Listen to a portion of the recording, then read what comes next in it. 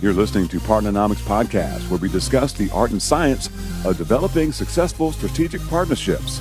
To learn more about the suite of Partnernomics solutions, visit partnernomics.com. All right, welcome back to another episode of Partnernomics Podcast. I'm your host, Mark Brigman, and we got a fun episode for you today. If you love technology, if you love talking about ecosystems and having some examples of how ecosystems are playing out, if you love Internet of Things, you're really going to love hearing from our guest today, Mr. Peter Lai. Peter, how you doing, man? Good. How are you? Good, man. So you are joining us from the Arlington or Dallas area. Is that correct? Dallas, Texas. You got it. Yeah. Is it nice and hot down there yet? You know, we've had a string of rainy days. So for the last 2 weeks, it's just been raining. So it feels like Seattle more than Dallas. So hey, much appreciated, because typically in June it's super hot. So well, you know the heat and the steam and all that stuff is coming, man. It's coming. So this is a much needed break for sure. Yeah. Awesome, man. So Peter is the Vice President of Strategic Alliances for Internet of Things America. Just a really cool company doing some awesome stuff. And man, I just always enjoyed my opportunities to chat with Peter and other technology partnering professionals like himself. But Peter, if you wouldn't mind, love to just have you chat a little bit about your background. Kind of how did you jump into the corporate world, and then how did you make your way to the partnership seat? Yeah, well, my background is a technical background. I came out of college with a computer science degree. So I've always had that interest in technology, how things break and how can we fix it. But I landed my first job as a salesperson, surprisingly. So really from that, really enjoy talking to people, understanding what I'm trying to solve, what problem they have. So went from sales to an enterprise role where I became, a traditional sales engineer, where I worked with large enterprise teams on large accounts to help their customers to find solutions for the problem. And that's why I first started to work with partners, vendors, right? So it's interesting, I became curious about what made one partner, one vendor better than the other. Why do we have thousands of partners in our ecosystem, and what can we do to make them better, make them perform better, make them engage more?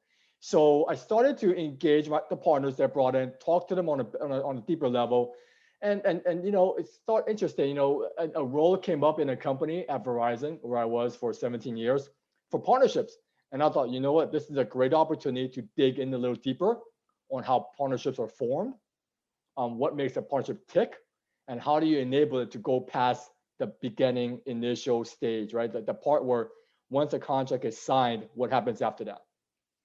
So really enjoyed that opportunity to learn about the human connection, how trust and transparency are core to a partnership. And again, I was also at the front of the line, seeing the new companies come in, the new technology being built, leveraging 4G, 3G, et cetera, right? So it was exciting to have all of my worlds converge into one. And then from there, I just built upon that, left Verizon, did a little bit of consulting on some startups on how to build their channel strategy, how to leverage partnerships to grow revenue. And then I landed to where I am today, which is Internet of Things America. We are a IoT services and solution provider for rural America. So we take IoT, we take the solutions, but we wrap it around the components that are always of concern, right? That is helping the customer find the product that fits the problem, and then from there, how to support and sustain that product for the life of the product. So we wrap it around the whole user experience. So I've always approached partnerships from a level of understanding what's the core need of the customer, the end user, and then reverse engineer the partners to fit into that mode. Yeah. And I love that so much. And, I think whenever I think of a great example of a company to use with respect to ecosystems, it's companies like yours that I think is the easiest to understand what that means. Mm-hmm. And so I want to kind of dig into this one with you, but I love what you said about it's starting with a customer first. How can you make the easy button bigger or as big as it can be? That's kind of the words that we use. But starting with a customer, what's the job to be done? What are they trying to solve? And then how can your organization's capabilities play a role in that? So I'd love for you to paint at least one example or maybe a couple different examples. You say Internet of Things for rural America. Okay, what does that mean? Give us some examples. That's big. So rural America means, it could be anything. You have components like a smart town, which mirrors into smart cities, right? Same use cases, same problems addressing their citizens' well-being. But rural America is synonymous with agriculture. When someone thinks about rural America, they think about the farm. And in the farm, you have a ton of different components that play. You're looking at equipment. You're looking at livestock. You're looking at farming pigs, etc. You're looking at monitoring diesel tanks. It's an operation. It is a very big operation, no matter if it's a small farm or a large farm. It's all the same needs. So for example, right? So we can come into an opportunity because a farmer says, look, I want to understand. I want to understand how well my crops can become, how well can they do for the next upcoming harvest cycles. So we'll come in, right, and at the very basic level, talk about the value. Okay, what is it that you're trying to understand? Is it because you're spending a lot of money, too much money on irrigation? Is it because you're spending too much money on fertilizing? What are we trying to get at, right? What's the root of the need?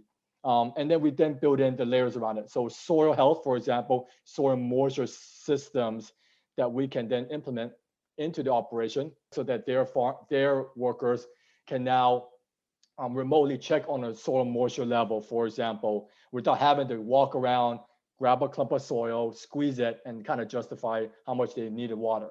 But from there, you kind of look at, from an ecosystem perspective, what other gaps can we fill? What other partners can we bring in to leverage that vision of a connected digital farm?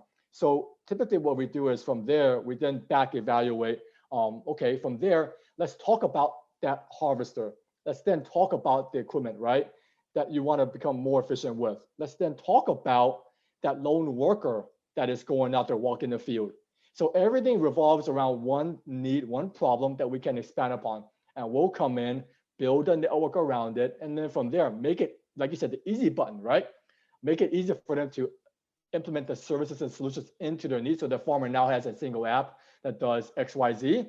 So he or she doesn't have to rely on one or two other folks to do these mundane tasks that they could then assign other tasks for them that makes better sense. Yeah. So it's a big play. And it's basically, you see an ecosystem come to life almost, right? When we talk about partnerships on a farm.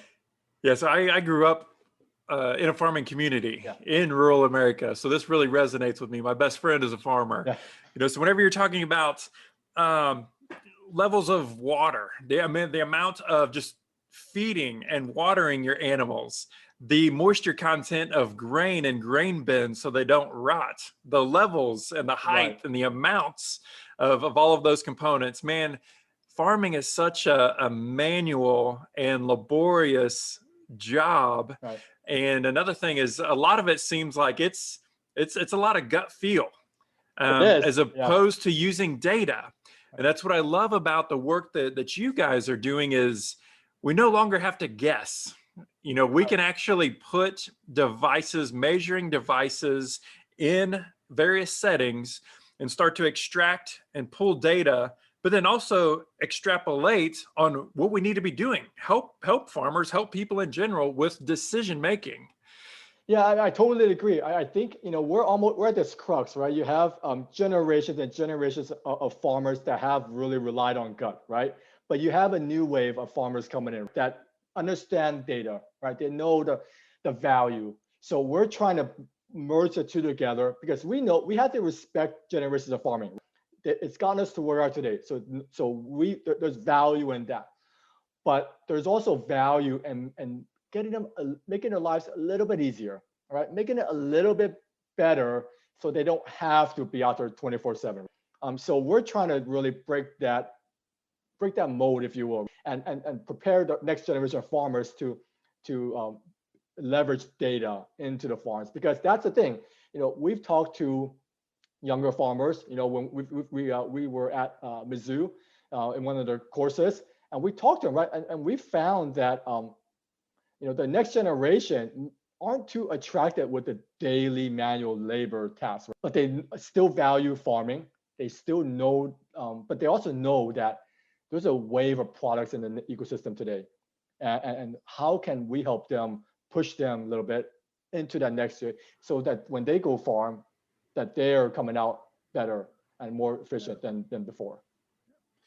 So Peter, from a technology perspective of what's coming in the future, maybe what's here now, but what's coming in the future, are there some things out there from a technology perspective that might surprise people, different applications? So I'm thinking drones, for example, maybe. Are there some different technologies that are out there on the horizon or being tested now that that might be surprising? Yeah, I mean, drones for sure, right? So drones has been used, is being used in some cases, in test cases, it is still fairly early. I mean, you're running into, when you talk about drones, you have to look at infrastructure to support the transmission of data between a drone, right? So there is still an infrastructure component. But what's interesting is the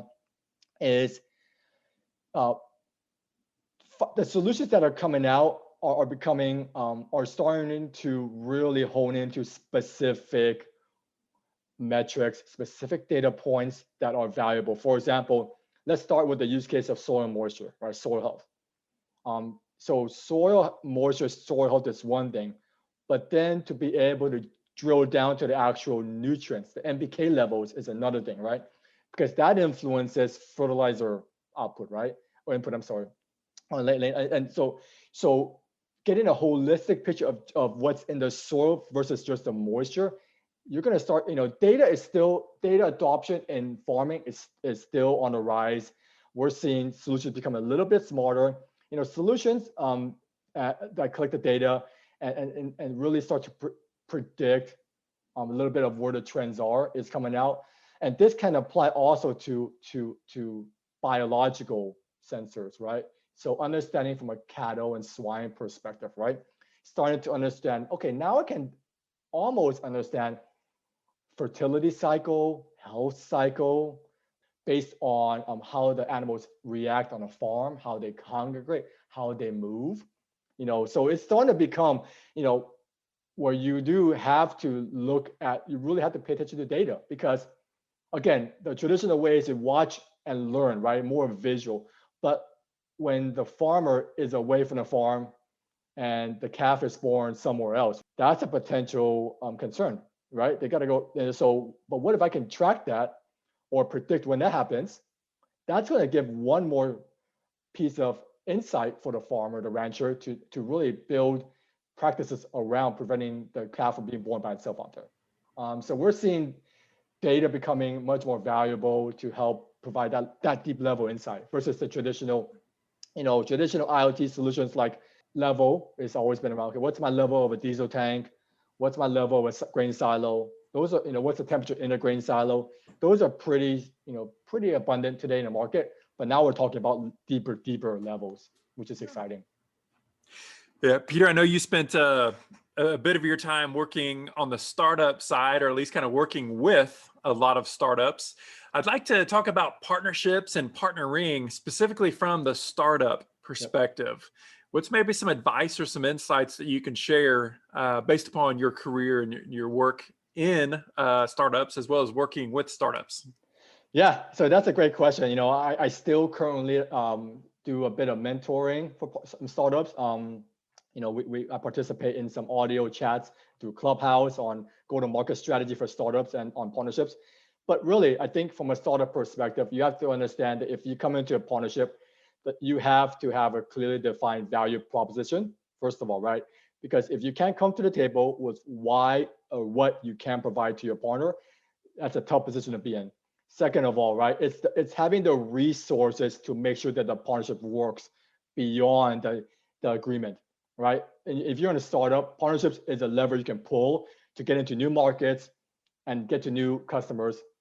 But at the same time, if you're coming into a partnership without the resources to enable your partners to sell your product, to maintain that level of engagement after the day one, then that's tough. So I think being prepared internally is huge, right? Getting a buy-in from leadership to say, look, I'm coming into this partnership. Here's this partnership will bring to my company as well as our partner, creating that whole new joint value proposition, right? The 1+1+3 mentality. And this is why, as a leadership team, you have to see why this is the approach you want to do and the approach that we want to go for. So having that internal buy-in to allocate resources to push that partnership past year one, year two, even month number 2, right? So getting and pushing into that is critical. But at the same time, if you don't have that plan in place to make the partnership onboarding frictionless, easy to work with, getting the tools enabled, so all of those operational pieces to make it function at the end of the day, that's a tough one. So it's like there's a lot of things. I stress startups to build that go-to-market strategy for partnerships, kind of like creating the ideal partner profile, the channels you want to deliver, what value you bring, and then how you will bring it. If they can accomplish and address those levers, then they will come out ahead of the competitor. Yeah, I love that. Peter, let's talk about the opposite end of the spectrum. The sumos, the big dogs. Yeah. I know you spent a lot of time with Verizon. Right. I spent over a dozen years at Sprint, Yeah. worked with a lot of small companies as well as large companies. But from the sumos perspective, from that big company perspective, what's maybe some insights that you can share about partnering and how partnerships help the sumos? Yeah, I mean, so in my days at Verizon, we looked at partnerships in a way to get us into new customer segments and use cases. You work with other companies, you partner with companies to fill in a gap perhaps in your portfolio, or to plug in a partner into your ecosystem where you see a need, right? So it was a vehicle to land and expand, if you will.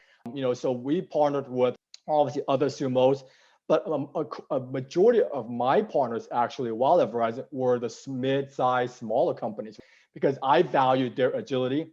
I valued the fact that they're able to come on. Obviously, we've set expectations. We aligned our value proposition.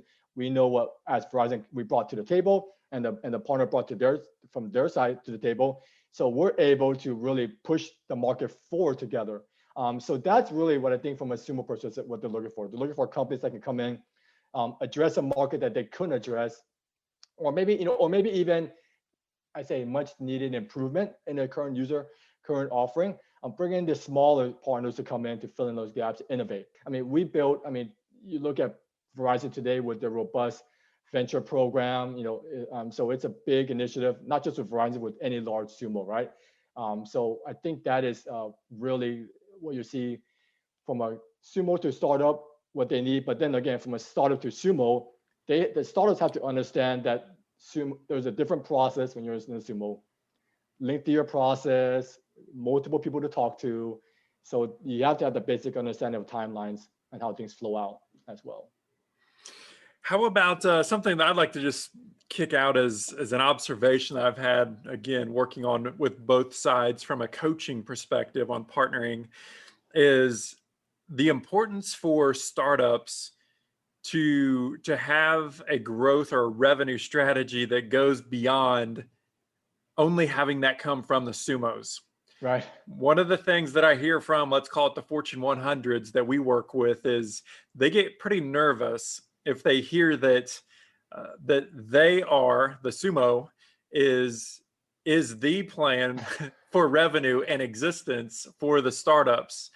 What kind of advice would you give for some of these founders, these entrepreneurs that are building, a great product, great solution in their mind? They see where it could be a fit for sumo, but they don't have any direct revenue strategy outside of the sumo. Talk to that entrepreneur for me. Don't do it yet. I mean, I remember, I had a discussion with a entrepreneur, startup founder, and whatnot, who their strategy was to be on Salesforce's marketplace, Amazon's marketplace, and the Google marketplace.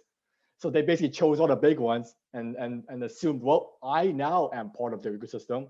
Therefore, I can kind of sit back and leverage that. But what they don't understand is you're in a crowded sea of partners, thousands and thousands of partners.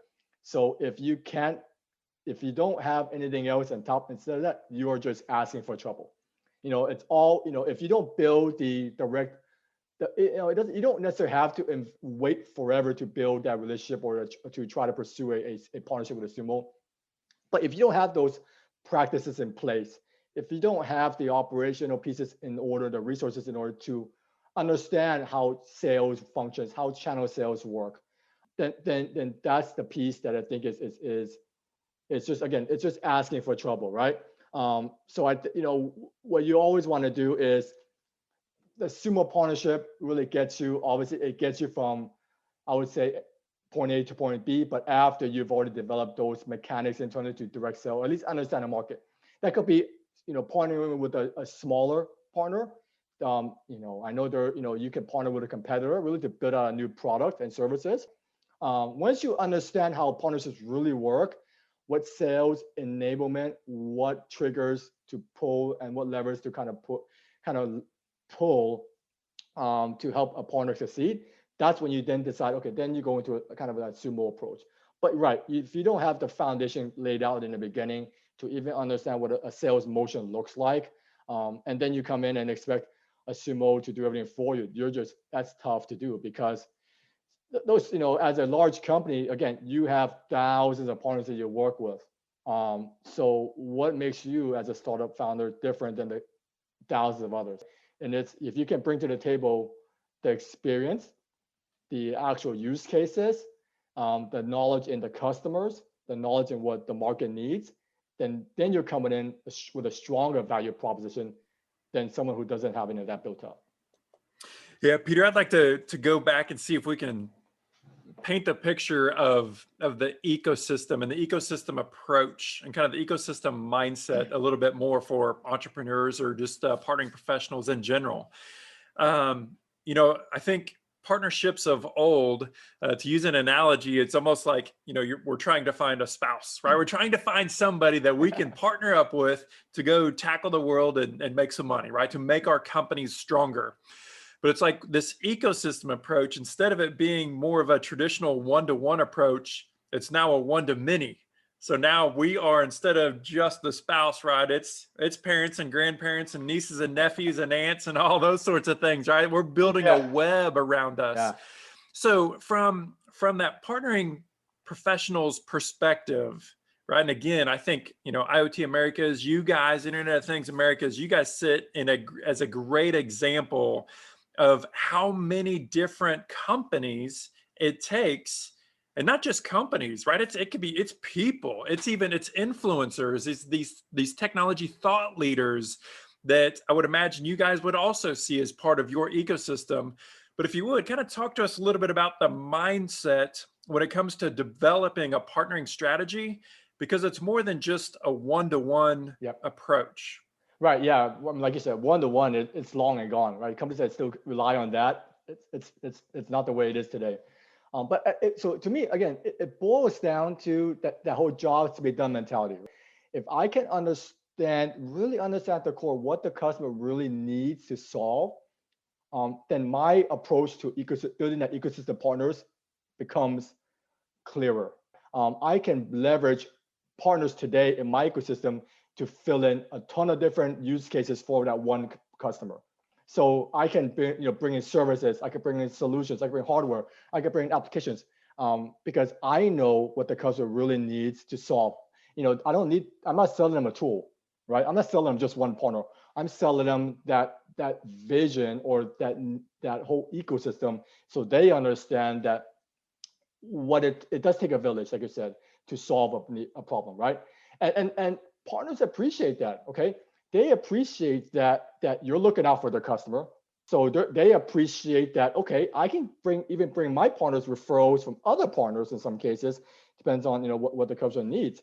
So partners appreciate that the thought and the consideration for the customers, that you're looking out for the partner. So building that ecosystem that's multi-lane, multi-dimensional is really, it's almost a community. Like getting into a community, right? It's like you join a community online and you sign up, right? And it's just, you don't see any value until everybody collaborates together. People share insights, people talk about use cases, people talk about hits and misses. that's when the community thrives. So I think that shift from an ecosystem to becoming more of a community is what I'm trying to do, right? I'm trying to leverage that. I mean, and it is a different mind shift, like you said, because we grew up in the world of one-to-one, sign it and work on one and kind of work it that way. But, if you look at today's buyer, trying to get a seat at the buyer's table early on in the buying journey is where it's at. If I can influence the influencers of the customer, not just the level one, but the actual influencers of those, that's the key. That's why we partner. That's why we go with universities. That's why we work with consultants in farming, agronomists, right? Because those are the influencers that get to the buyer. So if you understand that type of mentality on a buyer journey and overlap that with the partner journey and then build an ecosystem around it, that's really where you start to see things start to really happen. But it takes time. I mean, just again, it takes time, but it'll get there. It's like the buying decisions today aren't at the traditional No. sales seat. It's like those decisions are made long before, a lot earlier in the process. I think I read it was 70% digital buyers have already made up their mind before they even talk to a rep or somebody. I mean, they've already made up their mind. So sometimes there's that friction where you have to talk to somebody to sign up. I get it, but I want to get early. I want to be in the beginning, right? That's what I'm trying to do with building partnerships, partner success, etc. Yeah, I love what you said about relationships and community, and you've got to be involved in all of those different conversations. Peter, I'd love to just kind of use that as a segue to throw this last question at you, and that is, again, you and I both came from big corporations, and we worked our way into smaller organizations, but focused on this partnering career. I'd like for you to talk a little bit just about the importance of culture, and more specifically, partnering cultures, partnership cultures, and what that means, and how executives can help proliferate or foster this partnering culture, right? In our communities now, in our companies now, we are reliant more and more on other organizations for our own success. As you mentioned, it's the ecosystem, it's the communities, it's being omnipresent almost. But that, in a lot of ways, is a culture and a culture shift from the traditional company of 5, 10, 15 years ago. Yeah, I mean, that's core, right? The partner-centric culture is really critical to make it all happen, right? You have to get buy-in. You have to have the ability to have that vision from top down, even bottom up, right? I mean, it just has to have, you have to have that buy-in to understand how partnership affects each department, each team within an organization. So if you're able to sit down, communicate the value, okay, this is why what partnership means, not just obviously from a revenue perspective, but what does it mean to the folks in sales, in marketing, in customer success, in operations, right? If you can align with their core KPIs or what their vision is, okay, what are you guys trying to solve as a team? And how can I, as a partnership professional, help you achieve that faster? Then let's figure out a way. Because when you build partnerships, you have to get the internal buy-in to see why you're going to pursue and take up resources out of their day to make it happen, right? I mean, it's hard to fit into that product roadmap, right? And they don't like another thing on the product roadmap, right? So I'm trying to say, well, I need this integration done or this, right? But so you have to really, before you even do that, have them understand the value of that culture.